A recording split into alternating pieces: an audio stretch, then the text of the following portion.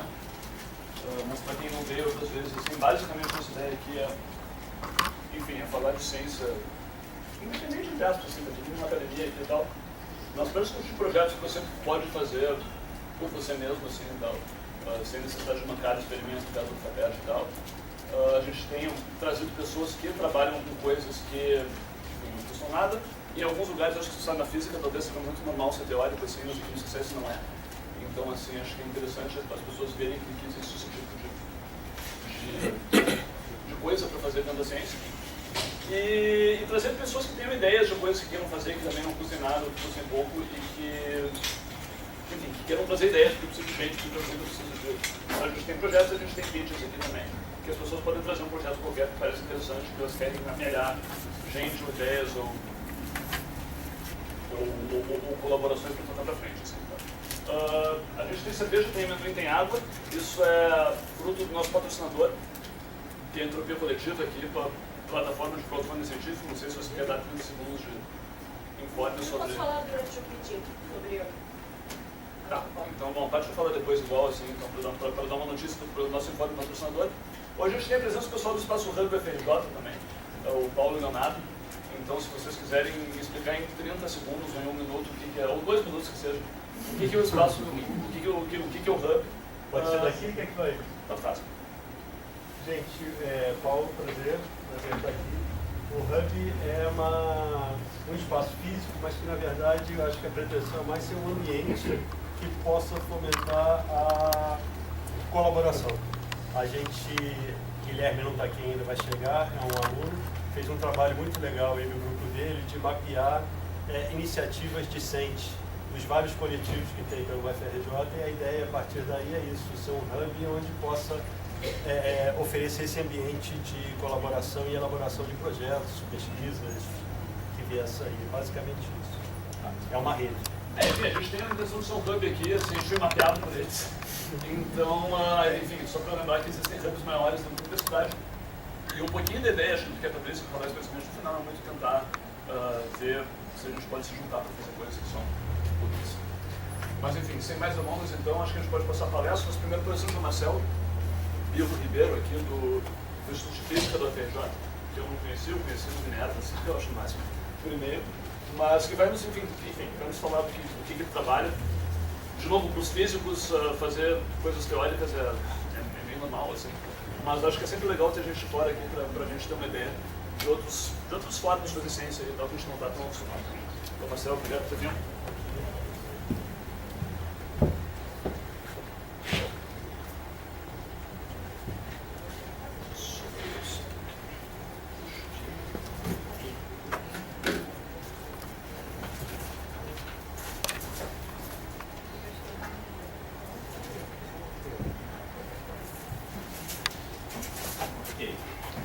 Bom, antes de mais nada, obrigado pelo convite para vir aqui apresentar essa palestra.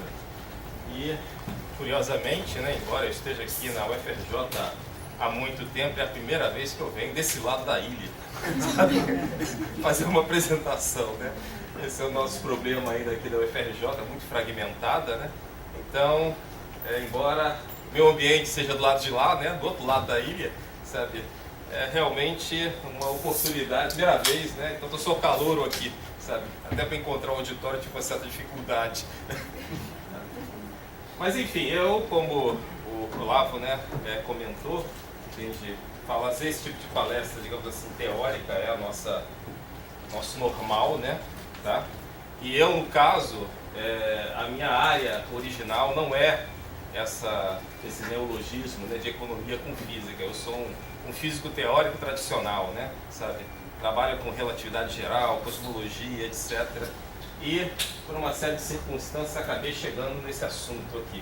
Mas, enfim, não vou dar aqui uma discussão sobre a minha biografia, mas eu vou tentar explicar para vocês o que é isso, econofísica, tá? O termo, obviamente, ele é autoexplicativo, mas ele é recente, tá? Ele foi cunhado há coisa de 20 anos atrás, tá? Por um físico de matéria condensada, tá? De física estatística chamado Eugene Stanley, um sujeito muito famoso na área. e ele publicou um livro chamado Introduction to Econophysics, tá? Em coautoria com esse sujeito, e ele cunhou esse termo, tá? E não foi nenhuma coincidência que veio de uma pessoa ligada à física de matéria condensada, porque eles trabalham muito com física estatística, tá? E a física estatística, basicamente, ela envolve o quê? Você tentar utilizar estruturas ou métodos estatísticos para trabalhar conceitos da física, tá? Essa é a ideia. Então, o que o termo sugere, né, é que existe uma abordagem física para a economia, tá? Ou que existe uma maneira multidisciplinar de você trabalhar com o problema da economia. E, obviamente, isso segue uma tendência que é a biofísica, que vocês devem conhecer, né, do lado de cá. Existe a geofísica e também a astrofísica, que são áreas nas quais a física entrou em interface com outras, né, mas isso aconteceu no século XIX, tá? Já a econofísica é mais recente. E existe também uma outra chamada sociofísica, que é você tentar utilizar os métodos da física para trabalhar com problemas sociais. Por exemplo, criminalidade. Curiosamente, a primeira vez que eu assisti uma palestra... Por exemplo, criminalidade, tá? Primeira vez que eu assisti uma palestra sobre isso, né, realmente para mim foi uma grande surpresa, mas o pessoal trabalha com modelos desse tipo. Se isso é prático ou não é outra história, tá? É algo que o próprio desenvolvimento vai trazer, tá? Em termos de informações novas ou não, tá? Mas o que é curioso é que antes do aparecimento da econofísica, muito antes, já havia uma grande interface entre essas duas áreas, tá? Eu chamaria esse período chamado de pré-econofísica, tá? Se você for lá atrás e ler o Leviatã do Thomas Hobbes, tá? Você vai ver que o que ele estava tentando fazer era estudar a sociedade do ponto de vista de modelo físico, tá? Ele inclusive teve contato com Galileu na época dele, tá? Ele tentou estipular o que nós chamaríamos hoje de princípios fundamentais, tá? Para que você pudesse entender o fenômeno social, tá? Repara que o Hobbes ele é conhecido na área de sociologia por ser uma pessoa que utilizou o chamado universo hobbesiano, né, que seria o selvagem, etc., né? E hoje em dia, né, até mesmo em política se fala muito sobre Hobbes, sobre essas questões. Enfim, ele estabeleceu alguns princípios e era isso que norteava ele, tá? Essas hipóteses fundamentais, tá? E repara que era numa época já de florescimento da física moderna, tá? Galileu e logo depois veio Newton, tá? O Adam Smith, que é o pai da economia moderna, tá? Ele teve inspiração, né, no trabalho dele fundamental, que é sobre a riqueza das nações, né? Apesar de ser um título curto, né? Porque naquela época ele escrevia um título de livro de 3 ou 4 linhas, né? Então a gente abrevia hoje, né? Ele usava a ideia de forças causais, que era uma ideia completamente nova na época. Isso vinha de onde? De Newton, Isaac Newton, as 3 leis básicas da mecânica, tá? Porque você pode fazer uma breve história da física da seguinte maneira: você teve Aristóteles, tá? Na antiguidade, que estabeleceu uma série de princípios, mas ele fazia toda uma discussão baseada em lógica, tá? Por exemplo, né, a famosa ideia do Aristóteles que uma pedra mais pesada cairia com 2 pedras, por exemplo, do mesmo formato, a mais pesada cairia mais rápido do que a mais leve, tá? Isso foi uma ideia aristotélica que era puramente lógica. E o Galileu demonstrou isso ser totalmente falso, tá? As duas caem no mesmo tempo, na mesma aceleração, tá? Porque essencialmente são um problema ligado não à estrutura da pedra, mas ao nosso planeta, que está aqui embaixo, tá? Agora, veja bem, às vezes as pessoas também atacam muito Aristóteles, né? Mas tem que ver também que Aristóteles ele não tinha os mecanismos de entendimento que que existiam já na época do Galileu. O mais óbvio é uma coisa que a gente nem pensa nisso, né? Os números arábicos, tá? O método, por exemplo, de contagem dos gregos era uma coisa absurda, tá? Era impossível para ele fazerem números grandes. Então Aristóteles não tinha esse ferramental, enquanto que o Galileu já tinha, tá? E essa época da física, Galileu é o grande crítico de Aristóteles, que depois vem Newton e estabelece o quê? A base da física moderna, basicamente, tá? E o que o Adam Smith estava querendo era fazer o mesmo em economia, tá? Tanto que o livro dele é bastante influente até hoje, tá? Tivemos esse personagem, o Quetelet, tá? Que ele estudou astronomia, tá? E publicou um livro intitulado Um Estudo em Física Social. Tá? Olha só, o termo está muito claro. Tá? O que ele estava querendo? Tá? Entre querer e obter tem uma grande diferença. Mas ele estava procurando estabelecer o quê? Leis da sociedade análogas às de Newton. Tá? Isso aqui tem um ponteiro? Não está funcionando. Está funcionando, tá? Então, tudo bem.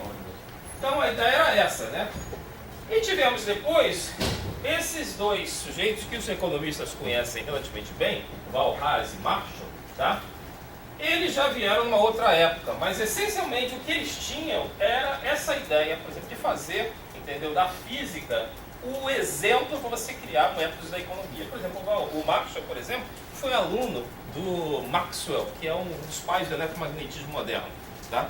Isso na época em Cambridge, tá? Isso foi tudo ele era em ingleses, né? O Walras não me lembro, mas o Marshall era inglês, tá? E eles estavam atrás o quê? De estabelecer um sistema econômico que atinge o estado de equilíbrio de forma similar à teoria de gases de Maxwell e de Boltzmann. Tá? Naquela época, a física teórica já tinha se estabelecido, tá? Muito fortemente, no final do século XIX. Tá? Boltzmann e Maxwell foram os principais nomes daquela época. Tá? Isso é cerca de 200 anos, ou 150, não me lembro bem, depois de Newton. Tá? E o que o Walras estabelece é chamada teoria de equilíbrio geral. Tá? Se vocês prestarem atenção no discurso de economistas modernos, vocês vão ver gente falando sobre palavras como equilíbrio, como equilíbrio geral. Tá? Esse tipo de palavra volta e meia aparece. Tá? Vem daí desses sujeitos dessa época. Tá? Tivemos também um sujeito chamado Pareto, Wilfredo Pareto, que foi muito importante para o que nós vamos fazer aqui. Ele descobriu o que nós chamamos da lei de Pareto da distribuição de renda. Tá?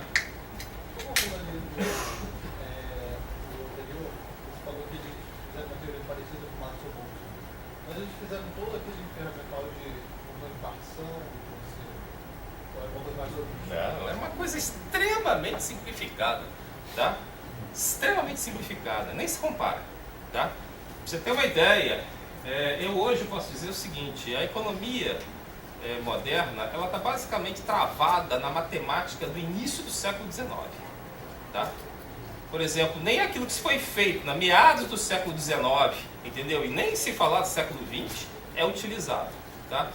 Eu não sou condescendente com economistas, não. Tá? Eu não sou nem um pouco. Aliás, os físicos que trabalham com esse assunto são bastante críticos aos economistas. Eles não gostam da gente, não. Tá? Mas, respondendo a sua pergunta, nem de longe, tá? Isso está sendo discutido agora mais recentemente. Então, parte da econofísica que usa aquela ideia das integrais de caminho, utiliza o meio físico, né? Totalmente o meio físico. Eu sei. A economia quântica, as integrais de caminho.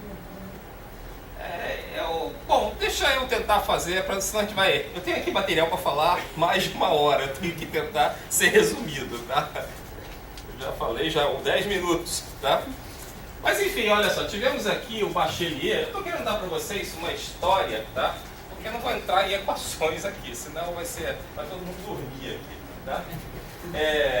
O Bachelier foi um sujeito muito interessante, porque ele fez a tese de doutorado, foi orientado por Henri Poincaré, que era um grande matemático, tá? Da virada do século XIX e século XX, tá? E ele escreveu uma tese de doutorado chamada Teoria da Especulação, tá? Um termo já de estudo. O que ele estava utilizando? Qual é a ideia por detrás? Tá? Ele queria utilizar a ideia de difusão de passo aleatório, sabe, para você explicar, por exemplo, o mercado. Tá?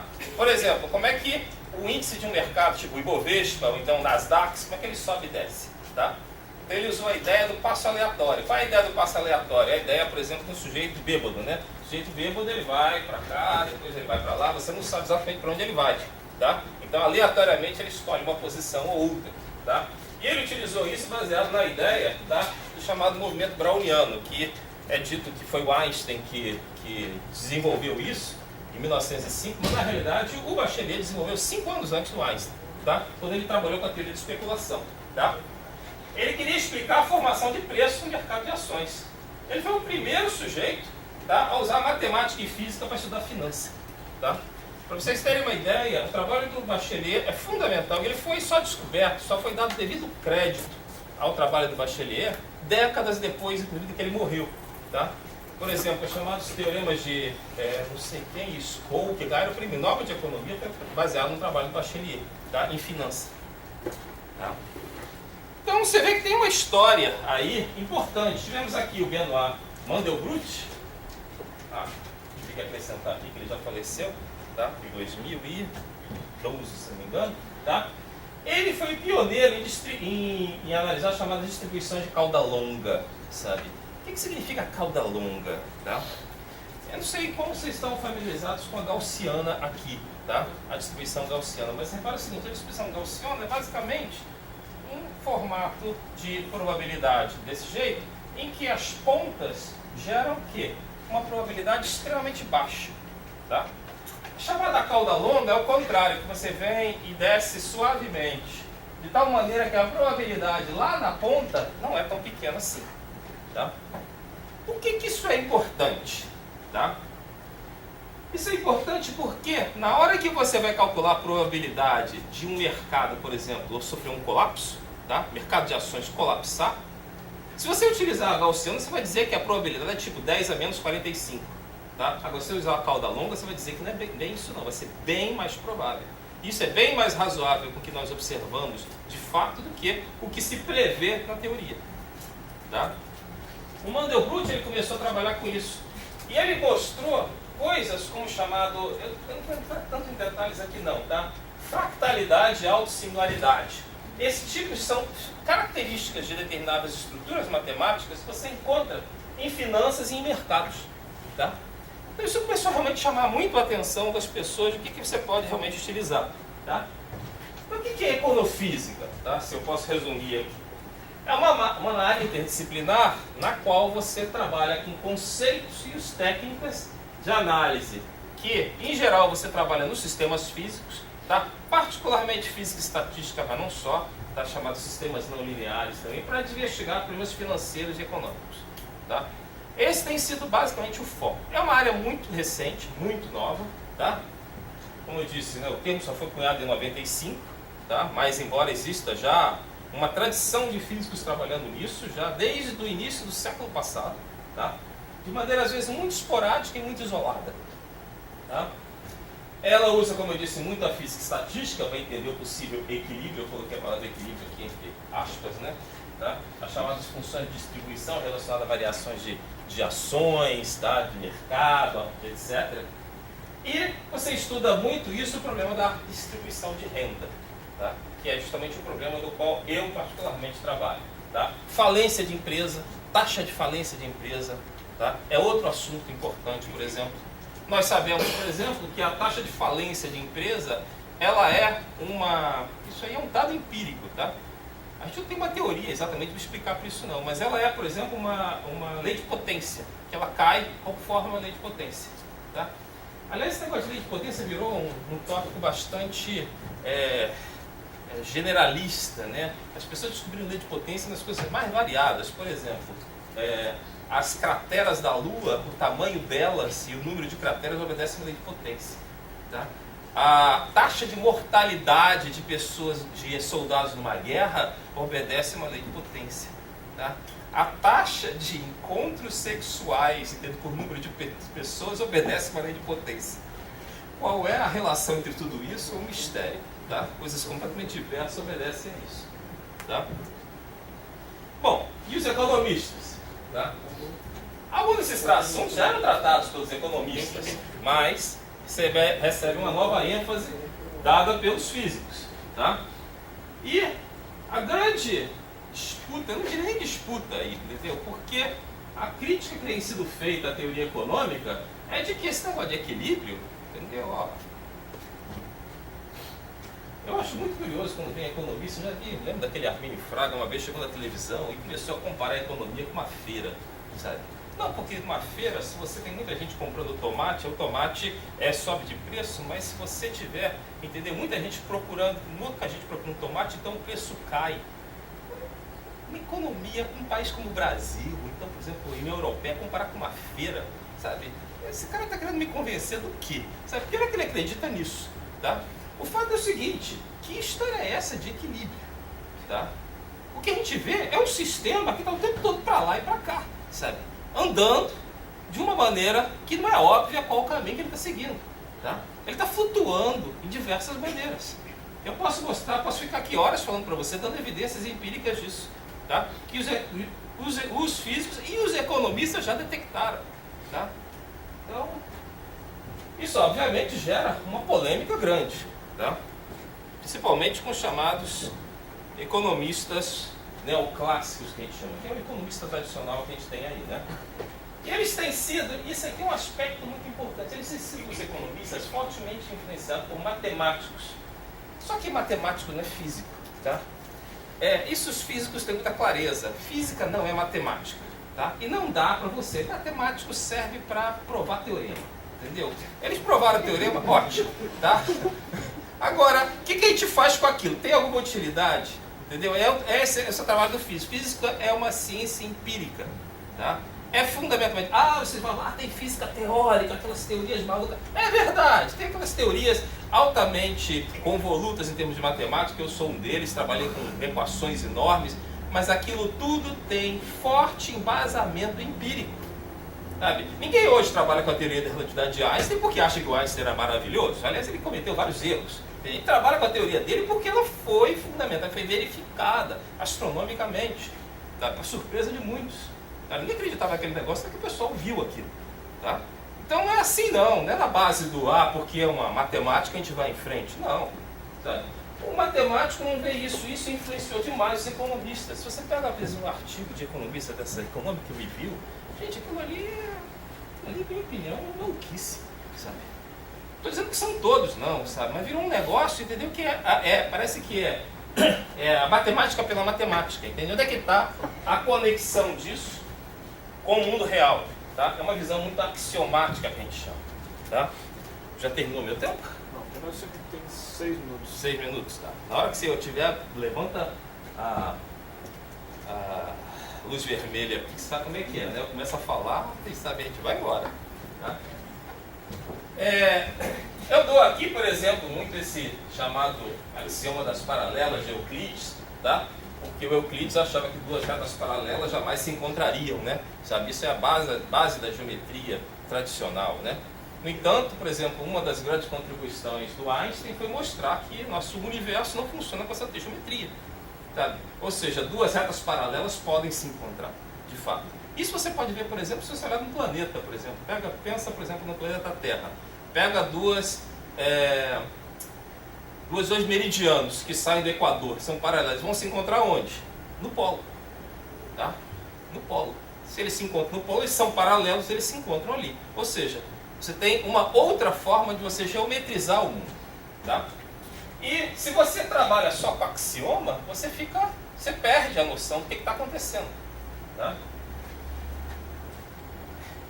Por exemplo, o pessoal da economia tem umas coisas que eu acho assim impressionantes. Eles acham que existe uma coisa chamada competição perfeita, sabe? Todo mundo tem acesso à informação, todo mundo tem acesso à tecnologia, sabe? Isso é ensinado no nosso Instituto de Economia aqui do UFRJ, tá? No curso de graduação. Eu posso dizer para vocês porque quando eu comecei a estudar esse assunto, eu resolvi estudar economia. Fui lá para o Instituto de Economia, lá para a Vermelha, sentei na cadeira para poder aprender, tá? Eu olhava para aquilo, que história é essa de competição perfeita? Todo mundo tem acesso à tecnologia. O que tecnologia segura para você, sabe? Imagina, você acha que... Por que o Brasil explode foguete aí, tá? Enquanto que o russo e o americano lançam foguete a 3x2 sem nenhum problema. E você acha que você pode comprar tecnologia de foguete? Isso é maluquice, não sei o que passa na cabeça desse pessoal, tá? Competição perfeita, tá? Isso é ensinado na universidade, tá? O livro texto de economia, você pode abrir sabe? É só teoria, não traz dado empírico quase nenhum, tá? Essa é a crítica assim mais básica, né? E de uma maneira simplificada, eu poderia dizer o seguinte, o físico trabalha com o chamado princípio da parcimônia, né? Chamada navalha de Ockham. É um sujeito lá da Idade Média, que ele defendia o princípio que a natureza é por si mesma econômica. Está errado isso aqui. Ela opta por caminhos mais simples. Então você deve sempre escolher a teoria, tá, que explique do menor número de premissas possíveis um problema. Esse é mais ou menos, veja bem, isso aí é uma coisa que físico faz sem nem pensar, entendeu? É o normal das pessoas, tá? E às vezes eu vejo economistas utilizando, entendeu? Parâmetros assim, tendo que fazer ajustes de curva com 4, 5, chega até a encontrar 23 parâmetros, tá? É um negócio meio estranho que esse pessoal faz, tá? Bom, ok, isso vale a pena, tá? Olha, do ponto de vista prático, veja bem, eu posso estar aqui fazendo muita propaganda dos físicos, você pode ver dessa maneira, mas eu estou tentando mostrar para vocês que não somos os únicos a pensar dessa forma. Já acabou? O problema é o seguinte, por exemplo, muitos físicos começaram a ser empregados aonde? Por bancos, tá? Bancos, por quê? Banco está interessado na formação de um físico teórico, tá? Por causa da maneira como o físico tende a pensar, orientado empiricamente, tá? E um senso pragmático de teorização. Tá? Wall Street, por exemplo, empregou muito físico. Tá? Teve um boom também, né? Esse negócio depois o pessoal começou a achar que não era bem assim, tá? Mas teve um certo boom, tá? Então, só para mostrar para vocês, esse assunto realmente bombou, entendeu? Por exemplo, no editorial da Nature, tá? Falando sobre econofísica, teve revistas de física, por exemplo, European Physical Journal. Tivemos já eventos, o primeiro foi em 2007 aqui no Rio, tá? Porto Alegre, São Paulo, tá? No Rio novamente. E vamos ter agora, esse mês, entendeu? Outro no Instituto de Física Teórica em São Paulo, tá? Então essa é uma área que está realmente se desenvolvendo, tá? Bom, eu acho que eu poderia aqui falar muito, mas eu acho que é bom parar por agora, entendeu? Meu tempo já está se esgotando, correto? Mas essencialmente, só dizer isso, né? É uma área nova, tá? Não há propriamente uma teoria baseada nas leis físicas, como por exemplo as leis de Newton. Há um grupo de problemas que estão sendo abordados, tá? Eu particularmente tenho trabalhado muito com distribuição de renda, tá? E usando dados do IBGE, tá? Nós estamos agora, por exemplo, tentando trabalhar com qual é a metodologia e quais são as equações que governam o problema da distribuição de renda, tá? Sabe? E só para dar um exemplo, quando nós começamos a trabalhar com isso, eu me lembro, por exemplo, de pegar, falei, não vou redescobrir a roda, né? Vamos ver o que os economistas falam sobre isso. Aquele Mendonça de Barros, que era um cara, um amigo economista, falou, leu Mendonça de Barros, aqueles irmãos Mendonça de Barros. Eu falei, bom, vou ler o cara. Em 10 segundos eu descobri que não dava para ir por ali, tá? E veja bem, não é um problema assim, é a maneira como o cara aborda. É curioso, né? Ele usa os números não para ver o que pode tirar deles, mas para provar aquilo que ele já acha que é verdade, tá? Então o negócio é invertido o processo, tá? Aí eu olhei assim e mais, ele não diz de onde tirou os números, né? Eu falei, bicho, vou começar do zero aqui, tá? Então, pegar dado bruto do IBGE, fazer a análise dos dados e ver o que está saindo dali efetivamente, tá? E o que saiu realmente a mim horrorizou. Eu sabia que o Brasil era muito desigual a distribuição de renda, mas eu não imaginava quão desigual era, sabe? Pra vocês terem uma ideia, nós trabalhamos com médias, né?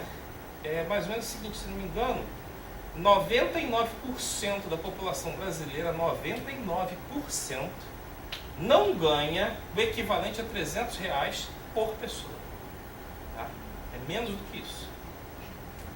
99% da população brasileira, nós estamos falando o quê? De 200 e poucos milhões, tá? Quem realmente ganha, ou seja, todo mundo aqui, nós somos daqui da sala, provavelmente 1% da população brasileira, tá? Fiquei realmente surpreso com os dados, eu nem imaginava que a coisa fosse tão ruim, sabe? Como está. Tá? E olha aqui, existem algumas dúvidas grandes sobre se esses dados do IBGE, eles realmente pegam o pessoal efetivamente rico, tá? Bom, vou parar por aqui então, tá?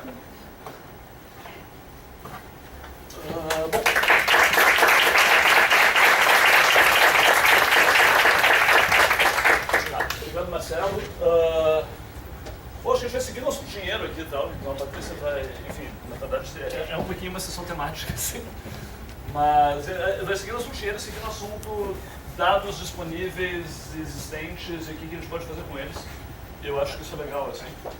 Então, enfim, acho que a gente pode deixar perguntas para o final, assim, e tal, tem bastante gente para perguntar. E a gente espera que todo mundo também siga no tempo de ser um bom exemplo. Para a gente ter um tempinho para discutir, assim, no fundo, a parte legal do evento é tomar cerveja e discutir. Então,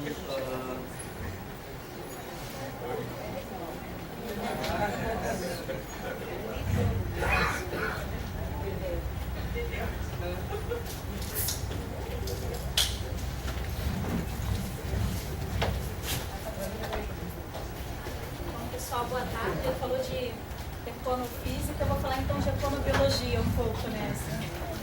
Bom, eu trabalho, a parte de bancada que eu faço tem sempre sido com vetores de doenças tropicais, e aí eu comecei a me questionar a respeito do fomento ao estudo dessas doenças que são tão importantes para o Brasil, exatamente por ser um país, como o Marcelo falou, extremamente desigual, né? E, basicamente, o que é uma doença negligenciada? Não sei se todo mundo aqui está familiarizado, mas o conceito ele é bastante amplo, né? O que gera, às vezes, divergência na definição de quais são as doenças negligenciadas, mas, de uma forma geral, são doenças que afetam de forma desproporcional a população mais pobre do planeta. Elas costumam ter muito pouco, né? Antigamente nenhum, agora pouco, investimento, né? Tanto na questão da pesquisa, quanto na indústria, né? Pesquisa e desenvolvimento. E são doenças que geralmente elas não viajam muito, então você tem... E elas são frutos da pobreza e elas acabam sendo promotoras da pobreza também. Porque o indivíduo, quando ele está debilitado, ele produz menos e fica nesse ciclo vicioso de pobreza e doença. Então, por que essas doenças são importantes?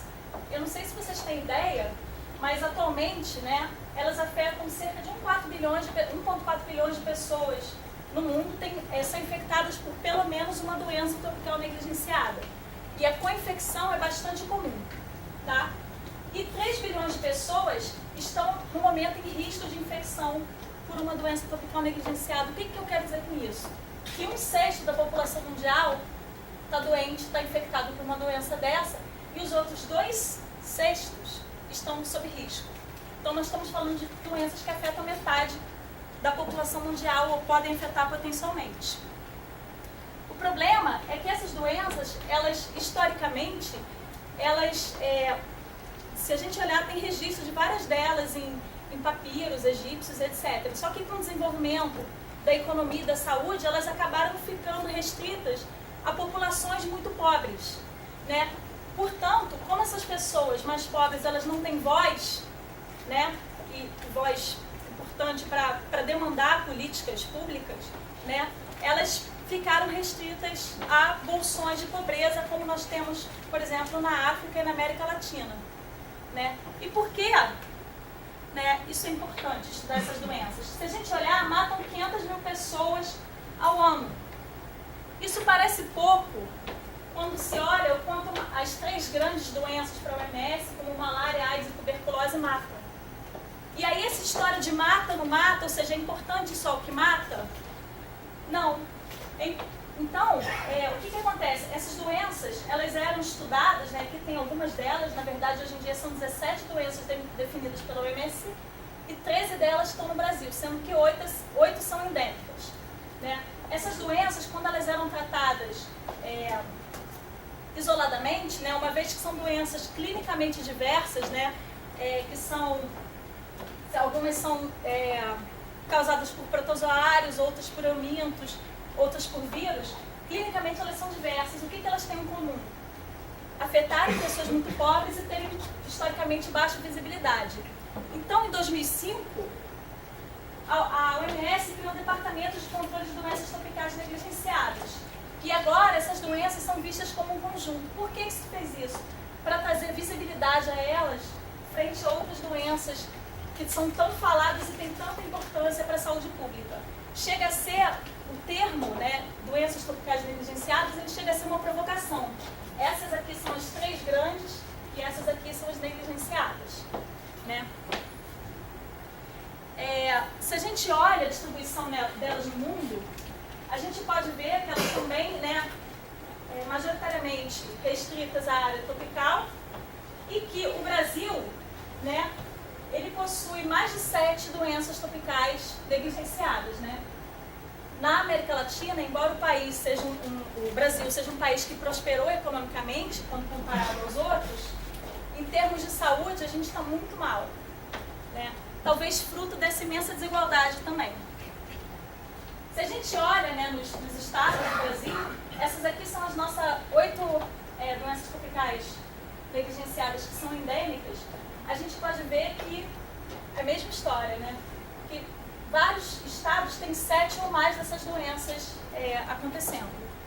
E eu garanto que a grande maioria de vocês deve estar pensando assim, nossa, mas eu nunca nem ouvi falar isso na mídia, né? O que a gente ouve? A dengue, agora a zika, né? Chikungunya de novo, porque começou a matar, está matando muito. Mas assim, tracoma, esquistossomose, filariose linfática, assim, não faz muita parte da nossa realidade ver isso na mídia, embora elas estejam ali matando, mas principalmente debilitando pessoas que são praticamente invisíveis, né, para a maioria de nós, que não estão dentro da nossa realidade.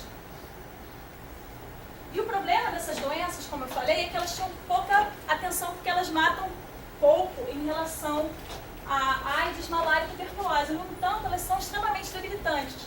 Elas podem afetar o desenvolvimento de crianças, né? Por exemplo, a anemia causada por verminoses, elas afetam a capacidade intelectual e cognitiva, e esses indivíduos eles estão em lugares em que é normal ter verminose.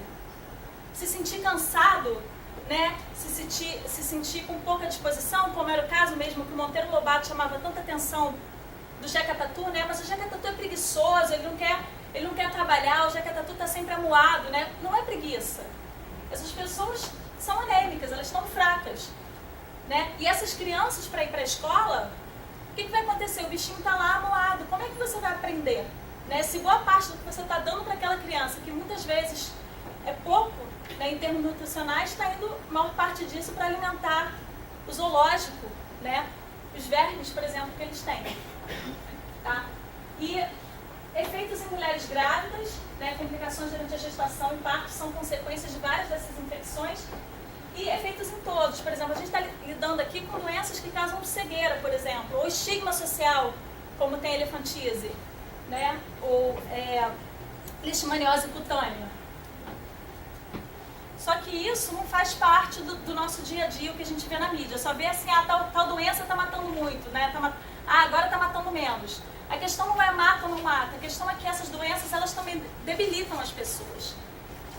Mas como que a gente mede o impacto de uma coisa, se não é só importante a morte, né? Como é que a gente mede o que a gente não está vendo, ou que é mais silencioso, né? O quanto elas debilitam. Então, a métrica que se usa em epidemiologia, né, é DALY, que são os anos de vida perdidos ajustados pela incapacidade. O que quer dizer isso? Eu tenho um indivíduo aqui, né, do nascimento até a morte, e aí, aqui em cinza, está o tempo que ele tem de vida saudável. Cada vez que esse indivíduo fica doente, né, e tem uma determinada incapacidade, né, ou algum problema devido à doença, que vai afetar a produção dele ou o desenvolvimento, está aqui em vermelho. E aí, aqui, entressejado até aqui, é o tempo de vida que ele perdeu devido à morte precoce. Então, usar o DALY, a gente está enxergando não só o parâmetro de mortalidade, ou seja, quantos anos de vida esse cara perdeu porque ele morreu cedo, mas também os anos que ele perdeu devido a algum tipo de incapacidade gerada pela doença. Então, assim, a gente consegue ver morbidade e mortalidade. Então, a gente começou a se perguntar, né, como é que se dá o fomento para essas doenças no Brasil e o que se usa para determinar... A gente já tem pouco dinheiro, né? Para ciência, tecnologia, enfim, pouco investimento também na indústria, ou seja, mas esse pouco que a gente tem, para onde ele está indo, se a gente olhar para essas doenças e como se definem essas prioridades. Então, a gente observa essas diferentes doenças que, preferencialmente, as pessoas que demandam, que vão dizer para onde vai esse dinheiro, deviam olhar métricas epidemiológicas, por exemplo, e então propor intervenções para lidar com essas doenças. Ao mesmo tempo, essas métricas também servem para ver se o meu investimento está sendo feito de forma correta. Ou seja, se eu investir na prevenção de tal doença, eu diminuo o número de DALI? Né? Então acaba que uma coisa conversa com a outra. E aí, que estratégias e que intervenções podem ser? Inovação e gerenciamento intensificado, quimioterapia preventiva. Muitas dessas doenças são tratáveis, a gente pode prevenir. E uma ótima forma também de ajudar é educação e saneamento básico, mas nem isso tem sido feito. Gerenciamento e ecologia de vetores, serviço de saúde pública e veterinária, água, saneamento e higiene. A gente não está falando de nada, nenhum tratamento estratosférico, nenhuma coisa assim absurda. Não é mágica, é uma questão de vontade política. E aí, quando a gente olha, né, para a questão de por que investir em pesquisa e desenvolvimento? Porque, primeiro, que a gente precisa de pesquisa básica, né, para a partir da pesquisa básica gerar propor novas tecnologias de diagnóstico, drogas novas, desenvolvimento de vacinas e também novas formas de lidar com o controle de vetor. Por que eu estou falando isso? Eu não sei se vocês sabem, mas assim, a gente tem um problema sério com dengue, uma parte disso, porque a gente lida com o vetor de uma forma extremamente errada, que é o uso indiscriminado de inseticidas, que vem sido feito historicamente ao longo do tempo no Brasil, e na verdade, grande parte das populações de Campos de Aedes aegypti, elas são resistentes aos inseticidas. No entanto, né, o que se fez agora? Né? O nosso presidente se reuniu e definiu que não, nós vamos comprar mais inseticida e vamos ter uma frota de aviões para jogar inseticida. Isso é jogar dinheiro fora. Talvez com muito menos, com educação e com saneamento básico, né, talvez mais barato se conseguisse resolver uma boa parte desse problema, ou seja, é low-tech. Né? E quanto é que custa desenvolver um novo medicamento? Né? Se a gente olha para as novas técnicas de diagnóstico, isso eu peguei de um artigo, né, que tratava exatamente de investimento em negligenciadas dos Estados Unidos. De 2 a 10 milhões se investe ao longo de 3 a 5 anos, 7 a 12 anos de pesquisa, gastando-se em média 15 a 30 milhões para olhar novas drogas, e o desenvolvimento de vacina é bastante variável, né, por questões óbvias, mas estimado de 12 a 15 anos, gastando-se em média 35 a 60 milhões. O que eu quero dizer com isso? Essa história, toda vez que eu vejo, olha que eu trabalho com vetor, de zika, de dengue, blá blá blá, mas toda vez que eu vejo na televisão se prometendo uma vacina contra a zika daqui a 2 anos, né, no Brasil, com o investimento que a gente tem, eu não sei se eu rio ou se eu choro, né, porque eu acho que se vende esperança e milagres. E como é que tem sido o financiamento da pesquisa e desenvolvimento voltado para a DTN no Brasil? Então isso é o que a gente tem trabalhado um pouco, né, eu com mais um estudante de mestrado. E o que a gente fez? Primeira coisa foi olhar os editais voltados para doenças negligenciadas. Né? E as agências de fomento têm tantos editais, né, com o nome doenças negligenciadas, mas também tem lançado editais específicos, por exemplo, rede dengue, rede malária, rede tuberculose, etc. Tá? Mas aqui, como não tem tempo de falar de tudo para vocês, eu vou só mostrar alguns dados que a gente tem conseguido que são bem interessantes. Então aqui a gente tem o edital de negligenciadas de 2006, 2008. A gente analisou também um documento da Academia Brasileira de Ciência, que foi publicado em 2010, que é um estudo estratégico... Estudo estratégico das doenças negligenciadas no Brasil, alguma coisa assim. E o edital de doenças negligenciadas de 2012. Qual foi a primeira pergunta que a gente fez? Qual é o escopo do que se tem financiado no Brasil? O que eu passei para vocês é o seguinte: as doenças em vermelho são as doenças negligenciadas definidas pela Organização Mundial de Saúde, que ela reconhece como as doenças negligenciadas. E em preto são as que não constam na OMS como doenças negligenciadas. Como vocês podem ver, todos os editais, né, de negligenciadas e o documento da Academia Brasileira de Ciências, eles consideram dengue, doença de Chagas, Jansenise e leishmaniose. Só que, como eu falei para vocês, a gente tem 13 doenças. Somos endêmicos para 8. Cadê o resto das doenças aqui nesses editais? Né?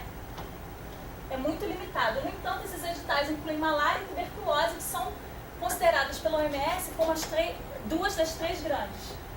Né? A outra questão é que o documento da Academia Brasileira de Ciências, aqui são as doenças negligenciadas, definidas pela OMS, mas uma grande parte das doenças que estão escritas nesses documentos, elas não são negligenciadas segundo a OMS. Ah, mas tudo bem, de repente foi um esforço para que se olhe também para o que é específico no Brasil. Mas, por outro lado, excluir outras doenças que são importantes para o Brasil é uma coisa muito ruim, é negativa, porque aqui esquistossomose sequer aparece. E a gente sabe, inclusive saiu uma matéria outro dia no jornal, que a esquistossomose continua sendo um problema grave de saúde pública no Brasil, entre outras doenças. E isso vai se repetindo aqui também. Então, se a gente olha, né, malária e tuberculose, como eu falei para vocês, não são negligenciadas para a OMS, mas estão ali. Esquistossomose, que é importante, ela aparece em um edital, mas depois ela sequer é mencionada no documento do ABC, ou sequer aparece no edital de 2012, mas ela pode estar incluída em eumetíase, que aparece no edital de 2012. Né? E aí, só para mostrar um pedacinho do documento para vocês, isso aqui eu não estou dizendo nem que está certo ou está errado, mas eu estou convidando vocês a uma reflexão.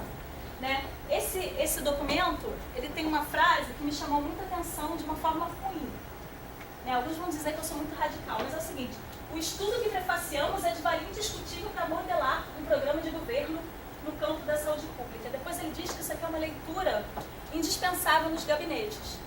Poxa, um documento que exclui uma parcela grande de doenças negligenciadas que a gente tem e inclui outras que não são negligenciadas pela OMS, dizer que isso é indiscutível já é um pouco pesado, né? Mas tudo bem. E é um documento que o tempo todo fala em morte e letalidade, mas ele não fala em morbidade. E a gente começou a olhar agora, tá bom, o que tem se fomentado dentro dos editais de negligenciadas e outros editais? Então a gente usou o banco de dados do Pesquisa Saúde, por exemplo, qualquer um aqui que queira estudar, eu quero ver como é que é o financiamento para diabetes, Alzheimer, qualquer coisa, o banco de dados está ali.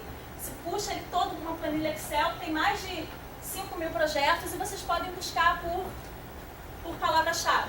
Tá? No nosso caso, esse é o nosso banco de dados, ele ainda é um banco de dados muito limitado, os outros a gente tem uma dificuldade enorme de conseguir a transparência, né, ao que tem sido fomentado pelo MCTI e etc. E a gente olhou do período de 2012 a 2014. E aí, a gente fez busca nesses projetos fomentados usando palavra-chave, né, olhando exatamente para essas doenças. Então, o tempo todo aqui vocês vão ver o seguinte: em vermelho estão as doenças que são consideradas pela Organização Mundial de Saúde como negligenciadas. O ambas aqui, que é laranja, a interseção, é o que a OMS considera e a Academia Brasileira de Ciência considera nesse documento. Em amarelo, acho que somente a Academia Brasileira de Ciências considera. E o que a gente vê aqui, isso aqui é um investimento, tá? Isso aqui é ao longo dos anos.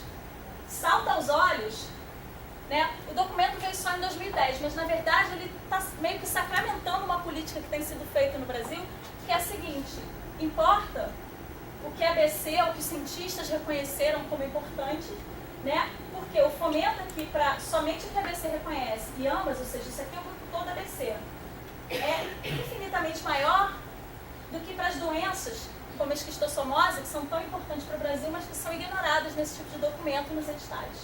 Tá? Vocês podem ver que está aqui, mal aparece às vezes.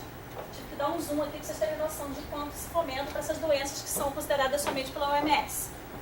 E aí, o que a gente vê aqui, né, para não ficar mostrando um monte de número para vocês, você falou até da escala de cores, que foi contra-intuitivo, eu esqueci até de trocar com números.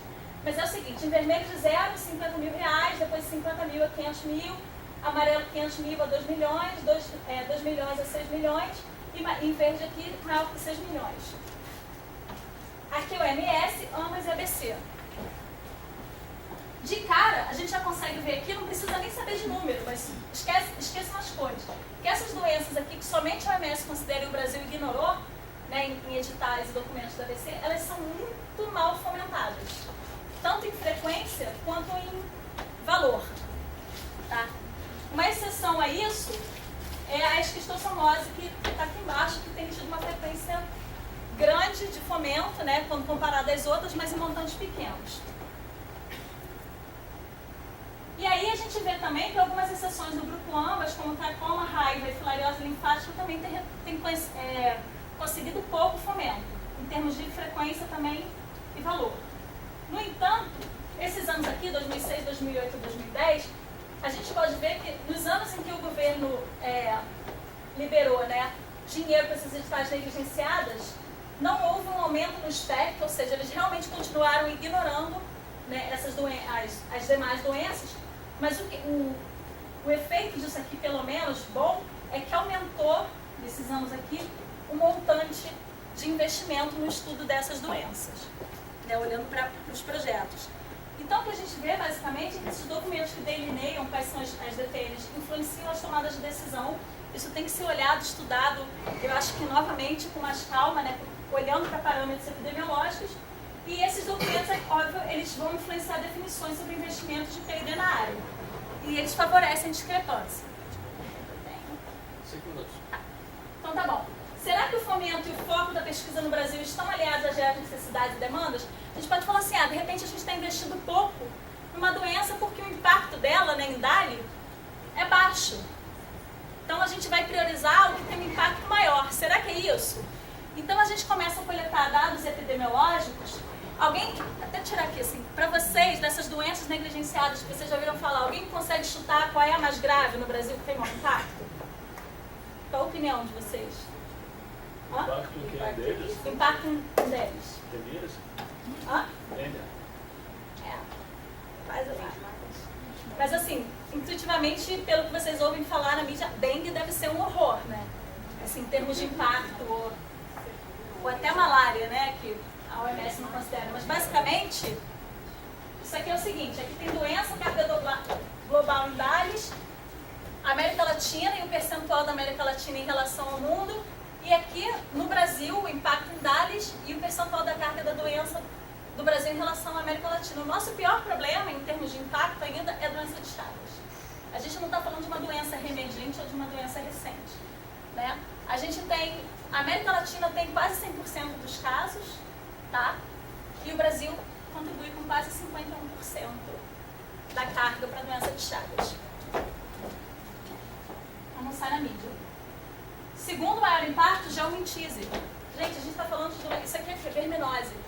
A gente está falando de uma doença que a gente trata com um comprimido de R$2, que não tem sido distribuído, aparentemente. Ainda estou estudando isso também. Tá? Que a gente perde, é o equivalente a 131,6 mil anos de vida. Isso porque é subnotificado. Depois, esquistossomose, cisticercose e leishmaniose. O curioso é que no documento da ABC e na maioria dos editais só aparecem Chagas e leishmaniose. A nosso segundo e terceiro lugar sequer são citados nesses documentos, que foram escritos por cientistas, enfim. E aí, se a gente olha, né, se a gente compara o impacto da soma dessas doenças tropicais no Brasil, a gente tem a perda de 502,1 mil anos de vida, né, o equivalente em DALIs. Tuberculose no Brasil, 270,7 mil.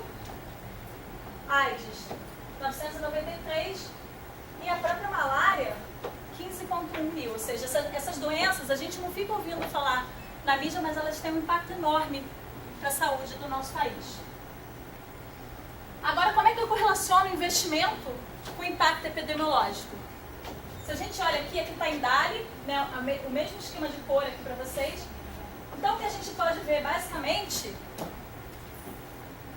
né, os dados falam por si, tuberculose, que não é considerada uma doença negligenciada, mas que está nos editais negligenciada, tipo, ai que bom, estamos investindo muito em negligenciadas, mas no fundo a gente está botando dinheiro em tuberculose. Não estou dizendo que não tem que fomentar a tuberculose, estou dizendo que chamar de negligenciada chega a ser uma ilusão para a população. Ela tem ali um impacto alto e também ela tem um fomento alto. Por outro lado, né, a geomintise, então aqui estou mostrando com a setinha ali, né, elas têm investimento muito baixo. Algumas doenças, né, como hanseníase e leishmaniose, que a gente tem um impacto muito menor no Brasil, tem um investimento desproporcional ao impacto que elas têm. Eu não estou dizendo que não tem que se investir nessas doenças. O que eu estou querendo dizer é que a gente está esquecendo de outras que também são bastante debilitantes, que não recebem atenção nenhuma e praticamente nenhum investimento. É uma vergonha a gente ter problemas até hoje com esquistossomose e com verminose. Em verminose, então, que você pode falar, não, mas a gente não precisa investir em pesquisa muito porque tem tratamento, talvez. Mas estão investindo nos Estados Unidos uma grana pesada no desenvolvimento de vacinas. Por quê? Não adianta também só investir em pesquisa e não investir em saneamento, porque esse cara amanhã eu dou o remédio, ou então só no remédio, eu dou o remédio, amanhã ele vai lá e se contamina de novo. Né? E ele não vai tomar o remédio todos os dias da vida dele. Tá? A RU recomenda que se tome 2 vezes ao ano. E aí a gente ficou pensando, mas por que essa discrepância, né, entre os dados epidemiológicos e o fomento? O que deve estar passando pela cabeça dos gestores, né, e dos fomentadores para dizer, não, dá muito para essa, dá pouco para essa, dá mais ou menos para essa? Então o que a gente fez? A gente olhou várias doenças, não só as negligenciadas, a gente precisava olhar outras doenças infecciosas também, olhou métricas como o DALI, número de casos, mortalidade, e aí a gente tentou ir como que o fomento a essas doenças se relacionava com parâmetros epidemiológicos e também com a produção científica. Então a gente tem aqui, e aí a gente comparou isso, olhou se tinha relação pelo coeficiente de Spearman, que é meio que uma relação entre ranqueamentos, né? Então, assim, o que a gente pode ver é que o fomento, quanto se dá, obviamente, ele tem um impacto na produção científica, ele se correlaciona positivamente, tem correlação com o número de publicação, mas o fomento, ou seja, quanto eu dou para uma doença, é independente do impacto dela no DALI. Ou seja, a gente não está olhando para as coisas certas. Ele não tem correlação com o fator morbidade do DALI, mas ele tem correlação com o fator mortalidade do DALI e com o número de mortes. Então, no Brasil, embora tenha se entendido que o DALI é importante, é a métrica certa para se usar, no Brasil isso tem sido ignorado. A questão aqui é mata menos ou mata mais. Então, é isso. Vou só agradecer. Esse aqui é o Lucas, meu aluno que desenvolve os trabalhos de mestrado. Posso só fazer uma propaganda rapidinho? Isso aqui é um trecho, né, de uma fala do Monteiro Lobato, e a gente está desenvolvendo um site, tá? Porque a melhor coisa que eu posso fazer talvez não seja a minha pesquisa, mas sim trabalhar na educação, ajudar para que o que se gera na universidade chegue às pessoas que precisam. Então, a gente está fazendo, esse aqui já está no ar, brasilsemdtns.com, e na verdade a gente ainda está montando os textos. Eu aceito a ajuda dos alunos, quem mais se interessar em entrar nessa batalha junto, e é isso, gente. Obrigada.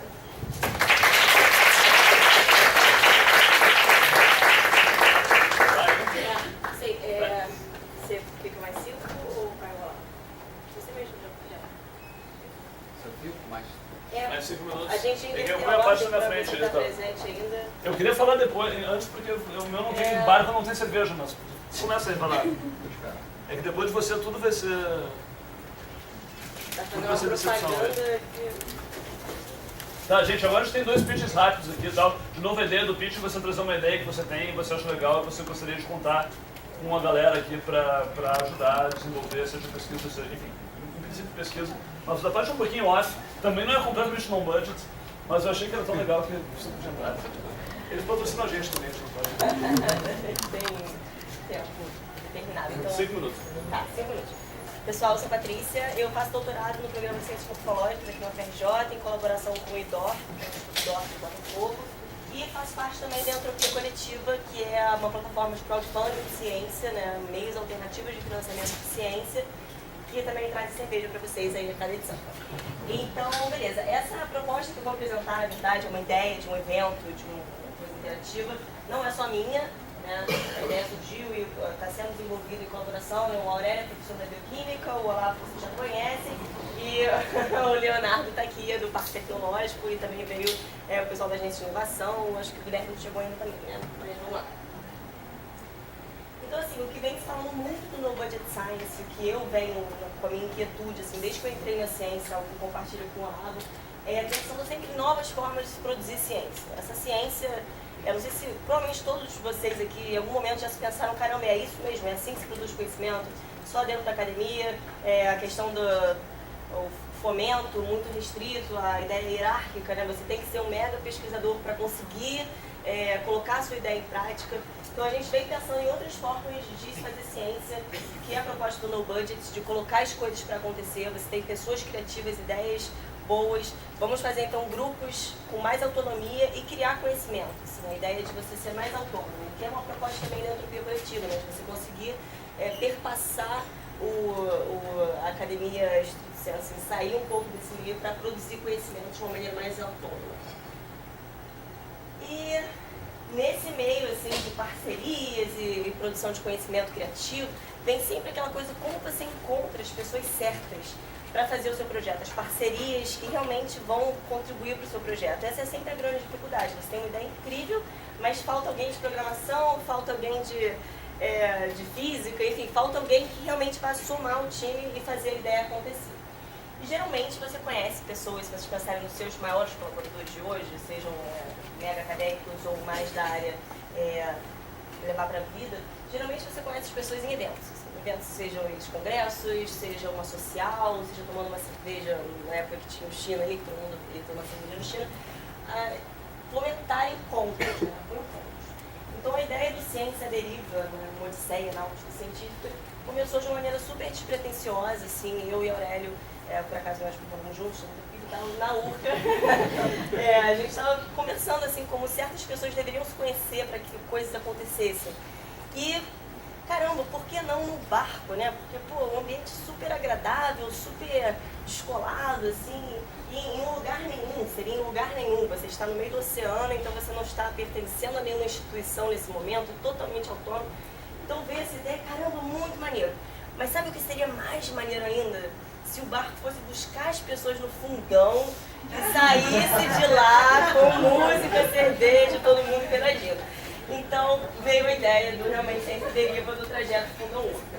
Isso hoje é um dos trajetos possíveis que você leva, né, do fundão até a Zona Sul. Enfim, você leva horas para sair daqui numa sexta-feira, então nem está contando o trânsito dentro do fundão. E por que não passar pelo mar, assim, fazer o mesmo trajeto só que pela água? Parece uma coisa meio óbvia, mas inclusive está no plano, né, o Leonardo faz parte de um grupo da reitoria que estuda o transporte aquaviário na FRJ já há muitos anos, desde que eu entrei em faculdade, que eu ouço que vai ter transporte aquaviário na FRJ, mas é uma questão problemática, não sai do papel, acho que ele pode falar mais depois sobre isso. E se você colocar no Google, assim, tinha todas as formas, até chegar de avião aqui, mas barco não está nas opções do Google.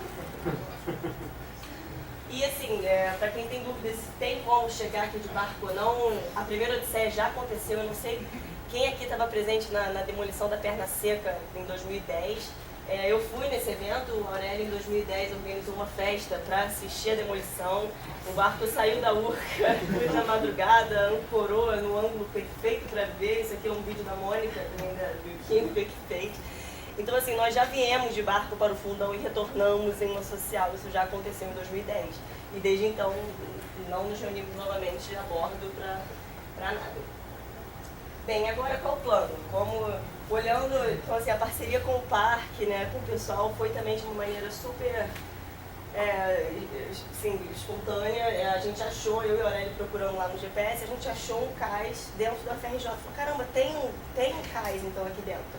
E aí eu fui no Google Maps, dirigindo assim, procurando onde é que era o cais, caí dentro do Parque Tecnológico. E lembrei que conheci o Léo, a gente se conheceu inclusive falando em locais que propiciam encontros. A gente se conheceu num contexto totalmente aleatório, assim, na laje do Léo Lima, lá no Jaca, assim, totalmente em outro contexto, outros coletivos de produção de cultura no Rio de Janeiro. E lembrei dele, entrei em contato e por acaso eles estavam com as mesmas ideias que a gente, de fomentar esse espaço, fomentar, enfim, a cultura, né, de faça você mesmo na FRJ, então entrou junto e agora somos todos parceiros nessa empreitada aí. Então essa é para concluir, assim. Então beleza, o que é o Ciência à Deriva? Eu meio que contei como chegamos até aqui. A ideia é isso, fomentar a cultura maker, né? A ideia de faça você mesmo. Junte-se, geralmente a cultura maker é usada para tecnologia, mas a gente quer trazer isso para a ciência mais ampla. Faça você mesmo, tem uma ideia, junte pessoas e execute e descubra o que você tem. Então a ideia é ser um makerspace teórico. A única regra que teremos a bordo é converse com pessoas que você não conhece. A ideia não é você entrar para ficar, não. Saia fazendo contatos, conheça pessoas novas. A primeira edição está prevista para setembro, logo após as Olimpíadas. A Bahia vai fechar agora, semana que vem, Sorrado de novo em setembro. E é isso, esses são os grupos já, chamamos pessoas para ajudar na organização, lembrando que a proposta, por mais que a gente fale, né, de parque, de antropia, de budget, de UFRJ, a proposta é juntar pessoas e não instituições. Assim, a ideia é de você encontrar as pessoas certas, a galera maneira que está aqui no FRJ, que está no parque, que está em vários lugares e juntar todo mundo para tomar uma cerveja agora. Então, beleza, gente, é isso.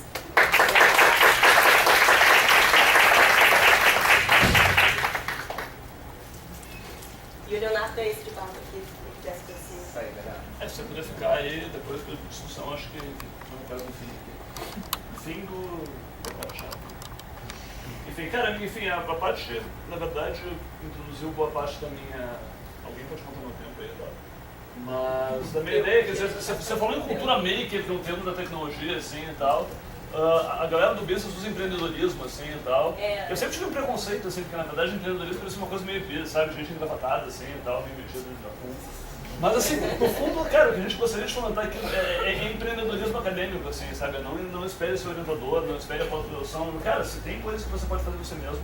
E acho que a gente falta isso muito, acho que dentro da academia e dentro da pós-graduação aqui. Meu projeto meu pitching aqui vai mais ou menos na mesma linha. Então, como 15,4% dos projetos que foram apresentados aqui, ou seja, 2 de 13, ele nasceu no happy hour da disciplina de bioestatística, então é o meu e o Fred, na verdade. Mas acho que isso, não sei se é bom ou ruim, mas enfim, o fato de que o happy hour de bioestatística funciona assim. Mas eu estava falando com meus alunos, que são pós-graduandos, etc e tal. E aí a coisa foi para um lado de carreira, o que a gente vai fazer, não sei o que, e daqui a pouco veio coisa, não sei o que, não, pois é, 80% das pessoas saem da academia, não, 20% dizer, sei lá, o pessoal da educação física, não, ninguém tá, mas assim, e aí começou um chutômetro, assim, tipo assim, não, pô, quem tá no fundão, quem não tá, etc. E eu me dei conta que ninguém sabia realmente para onde é que os pós-graduandos, quer dizer, pelo menos os pós-graduandos não sabem para onde vão os egressos das suas próprias pós-graduações, assim, talvez a pós seja uma ideia um pouquinho melhor, assim, e tal. Mas me pareceu tudo, quer dizer, era uma mesa de debate de 5, 10 pessoas ali, então me pareceu que todo mundo estava chutando, inclusive eu. Então, isso é uma discussão premente. Assim, isso é uma discussão super em voga, pelo fato óbvio de que não tem lugar na academia para todo mundo, que a gente faz um péssimo trabalho no sentido de criar ilusão para vocês que todo mundo vai ter um posto, não vai. Assim, então, isso aqui é um levantamento de joguinho, eu já vi números diferentes aqui e tal, mas que 10% dos PhDs formados nos Estados Unidos hoje, mais ou menos, vão ter um tenure track, uma posição acadêmica estável nos próximos 5 anos. Assim, já vi isso de várias maneiras, já vi 20, etc e tal, mas na verdade, assim, a maior parte das pessoas estão saindo na maior parte do mundo, assim, e tal. O Brasil talvez não tenha entrado aqui ainda, assim, mas é um fato, assim, tem sido amplamente discutido aí, Nature, Science e outros lugares, assim, e tal. Quer dizer, a porcentagem de doutorandos que a academia consegue absorver diminui ano após ano. Isso é uma coisa meio matematicamente óbvia, né? Se você tem se eu tenho 5 doutorandos no meu laboratório que vão se formar em 4 anos, o sistema não quintuplica de 4 em 4 anos, isso é óbvio. E isso é uma discussão urgente, assim, e tal. E o Brasil está chegando lá, quer dizer, a gente teve, talvez, com o crescimento extremamente significativo do sistema universitário brasileiro nos últimos 10 anos, assim, e tal. Eu acho que a gente mascarou um pouquinho isso, porque acabou que a gente criou muito pós-graduando, mas criou muita vaga. Mas, assim, o sistema não vai explodir para sempre, enfim, o país está quebrado e provavelmente, assim, essa galera que continua crescendo aqui e tal, que as pessoas podem pós-graduação, enfim, a academia não tem lugar para todo mundo, assim. Isso é uma discussão que a gente tem falhado em fazer, eu acho que o nosso sistema meio feudal de pós-graduação, porque não faça que nem eu, que você vai chegar no mesmo ponto, e os nossos exemplos são todos quem está aqui dentro, e quem chegou aqui e tal. E eu acho que a gente faz um péssimo trabalho em discutir o fato de que uma conclusão meio matemática que nem o CCS vai absorver todo mundo, nem o FRJ vai absorver todo mundo, nem o Rio de Janeiro, e na verdade nem o sistema universitário brasileiro provavelmente vai absorver o contingente de pós-graduandos que a gente está formando. E uma coisa que a gente tem que discutir urgentemente, eu acho que é carreira, assim, e tal. Eu acho que quem está na pós hoje em dia, talvez não estou jogando tanto com isso, assim, mas eu acho que a gente tem que ter dados empíricos para isso, assim, e tal, que sejam dados empíricos pequenos, assim, e tal. Mas sabe, a gente deveria conseguir promover uma discussão localmente aqui e tal, que vão um pouquinho além da mesa de bar, porque a mesa de bar é meio chutômetro, assim, e tal. Então, assim, a gente tem dados. Bom, semana passada saiu o levantamento de mestres e doutores lá do CGE, que é Carlos encomenda lá e tal, que é o estudo da demografia da base técnico-científica brasileira, um documento grande, extenso, cheio de dados, assim, e tal, mas é uma coisa super macro, assim. Então você pega todos os pós-graduandos do Brasil, todas as áreas, vamos ver a média de salário, não sei o quê, vamos ver a revisão, a mobilidade acadêmica. Tem dados interessantes, mas agora, tipo assim, na verdade, quem se forma num curso CAP7 tem o menor salário, entre outras coisas. Mas enfim, tem coisas interessantes, assim, mas é uma visão tão macro que é útil para um gestor da CAPES, talvez. É provavelmente pouco útil para alguém que está se formando na pós-graduação agora aqui e tal, porque está juntando muita coisa junto. Assim. A gente tem as visões micro, a gente tem. Eu perguntei para o pessoal da Química Biológica do PCM aqui e tal, pô, o que vocês têm de dados egressos aqui e tal? as pessoas têm os levantamentos. Mas basicamente é uma lista grande, assim, e tal, sabe? Quem tá aqui, sabe? Alguém foi no Lattes, saiu, esse cara tá aqui, esse cara tá aqui, esse cara tá aqui, esse cara tá aqui. E é um listão, assim, então você pode olhar o listão, também é interessante. Você tem, sabe, você consegue mais ou menos ver por onde as pessoas estão indo, mas de uma maneira muito qualitativa, assim, e tal. Mas eu achei que, cara, poxa, tem muito dado, esses dados são facilmente disponíveis, todo mundo tem Lattes, e quem não tem Lattes, a gente tem e-mail, a gente pode pelo menos tentar rastrear, assim, na medida do possível, assim, e tal. Não parece difícil conseguir bastante dados, na verdade, sobre esses egressos e fazer coisas legais com eles, assim, e tal. De novo, a CPG não faz muito, mas de novo, a CPG é ocupada, cara, sabe? São professores que eles são mais ocupados do que vocês, estudantes, assim, e tal, secretária, enfim. E eu acho que quem tinha que levantar isso aqui era vocês mesmos, assim, porque eu acho que, de novo, a discussão diz respeito a vocês, assim.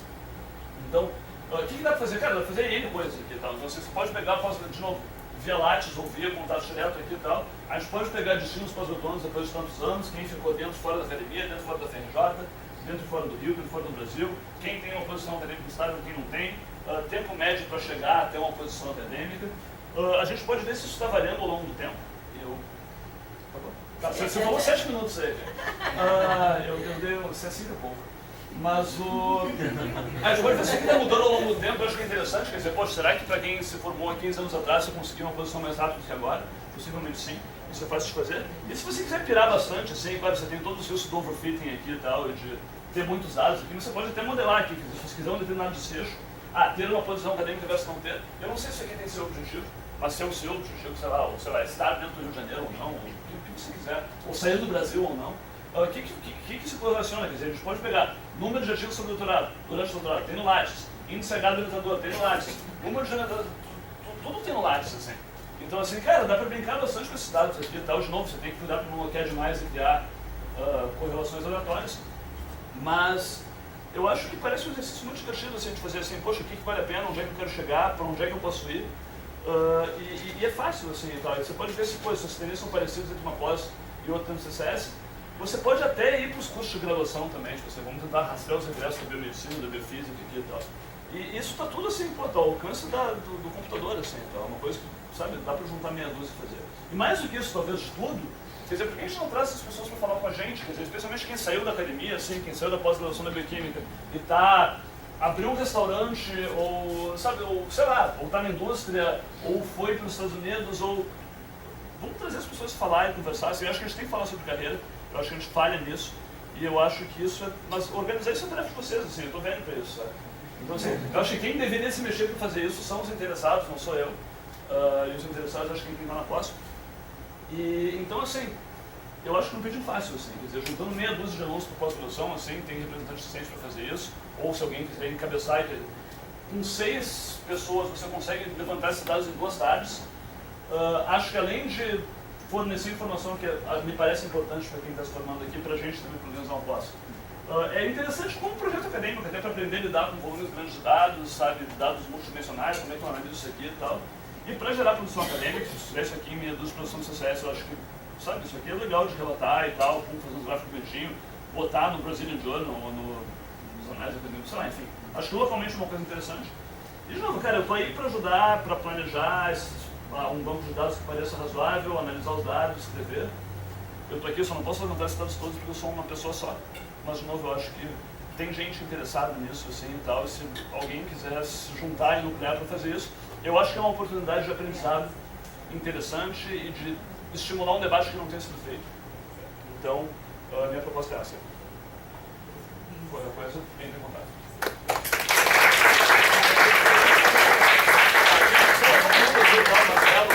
Tati, o Leonardo foi embora, mas se você quiser subir aqui também e tal, como representante do PAT. Para aqui? Oi? Posso subir? Agora é a parte de discussão geral. A gente vai fazer, enfim, sei lá. Se alguém tiver perguntas para todo mundo aqui e tal. O Lattes agora, o Lattes tem agora o código, né, para provar que você não é uma máquina. Isso dificulta criar scripts. Mas já existe um script, é a única coisa que tem que fazer manualmente. Olá. Tem que fazer o script para botar código na página manualmente. Eu vou deixar porque eu não sou muito bem, então se você quiser.